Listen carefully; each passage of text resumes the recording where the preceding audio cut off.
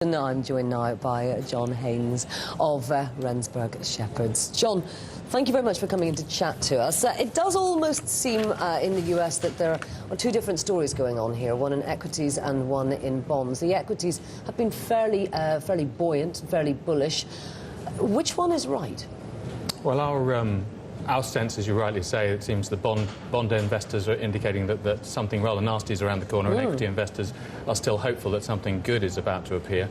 At the moment, we're going to bet with the equity investors, really for a number of reasons. The first one is that we don't think that the economic position in the US is as bad as some people fear. Certainly, there's 9% unemployment, but there's 91% employment.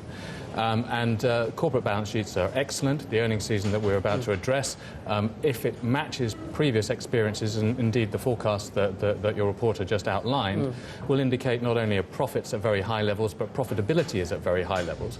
And normally, when you're a highly profitable company with high profits, you start to invest in new capacity and new workers and associated bits and pieces to make even more profits.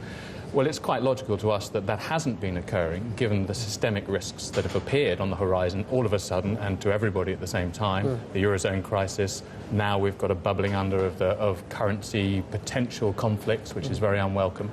But as chief executives get the sense, and we hope they do continue to get the sense, that the powers that be do not want disorderly markets and wish to find resolution in an orderly sense, they'll begin to be tempted into pushing the boat out, and we'll start to see capital expenditures come through and employment growth resume. And that's the sustainable recovery that equity investors are holding on to see. Now, we obviously are seeing the earnings season start today. I think the Bloomberg's analyst estimate was of a 23% gain in profits for S&P 500 companies for the third quarter. Is that what you were looking at, those kind of figures? Yeah, it's difficult on a day-to-day basis because things move around a bit. But I think the real story is if you include financials, you're up somewhere in the region of 25 to 30% in terms of earnings growth. If you take financials out, you're looking at around 20% earnings growth. Within that, all of the heavy lifting is coming from foreign, non-consumer related exposed industries, so the energy, the industrials, the IT, and that's why it's so important and why the market got a little bit spooked by the IT numbers that have started to come out, which show there's a shortfall because IT makes up about 40% or thereabouts of the earnings growth that one hopes to see in the non-financial space. So if that's going to miss, then it has an unusually large leverage to the overall picture of corporate health. Now, it's interesting that you're quite bullish on the employment numbers, and certainly looking at taking the glass half full approach. Yeah. We've had a couple of nasty surprises, and we've got the non-farm payroll coming up.